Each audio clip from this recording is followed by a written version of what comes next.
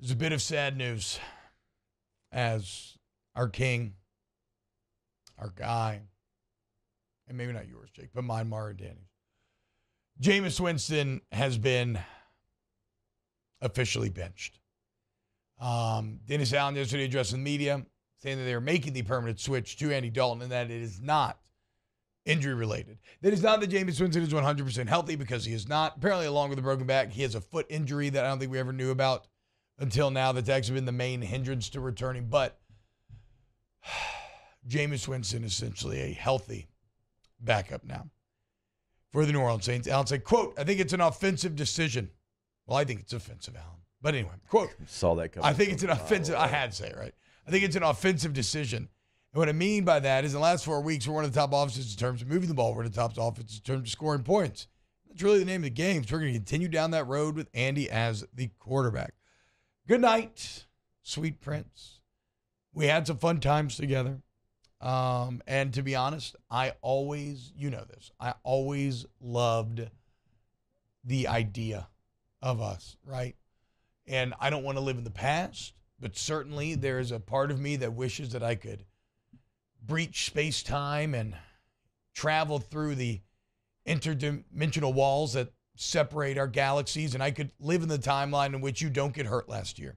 And the Saints are 5-2, and Sean Payton is inspired by you and stays on as the head coach. I'm sure that reality is out there in the cosmos somewhere, but unfortunately it is not this reality.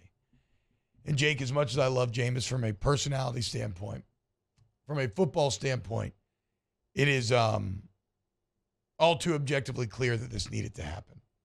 Here are some numbers that may shock you. Since Andy Dalton took over in week 4, the Saints are top 5 in the NFL in points per game, dropping 31 per game. Top 5 in yards, 417 yards per game. Top 5 in third down conversion rate. Saints converting 48% of their third downs. You get, oh, T-Bob, what about the picks? Well, Jameis had his problems with picks as well. And obviously that has made all the more impressive because those are weeks that do not feature Mike Thomas, Jarvis Landry, and really only Chris Olave and Alvin Kamara. So, I don't know, man.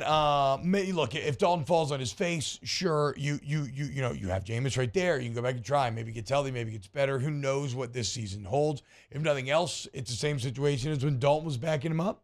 You feel like you have a good insurance policy if injury or anything else happens, but the dream of Jameis fulfilling the first-round potential of this being his Saints in the same way the Saints were, like the same way that the Saints got Drew Brees to, fulfill his potential and be the guy that when he was drafted they thought he could be. I was desperately hoping that a similar path awaited Jameis, and now it looks like probably after this year, next year, the relationship is going to come to an end.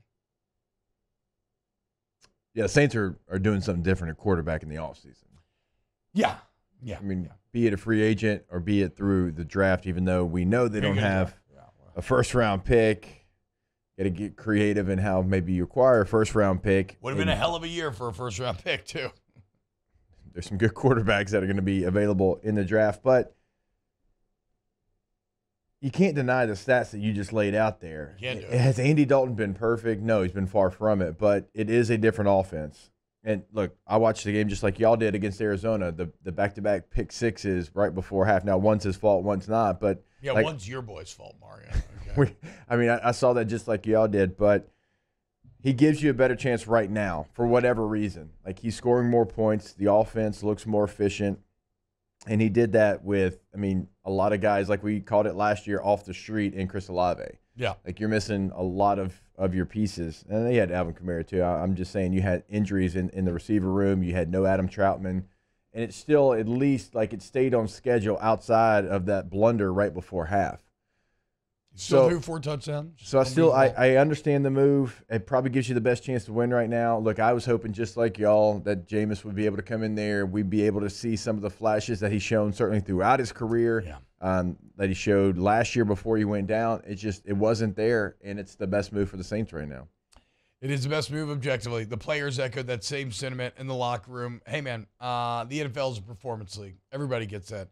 everybody gets it. Everybody's jobs are on the line. And right now, the environment around the Saints is not good. It's actually what I'm going to talk about next. It's a very interesting Alvin Kamara quote he gave to Kat Terrell.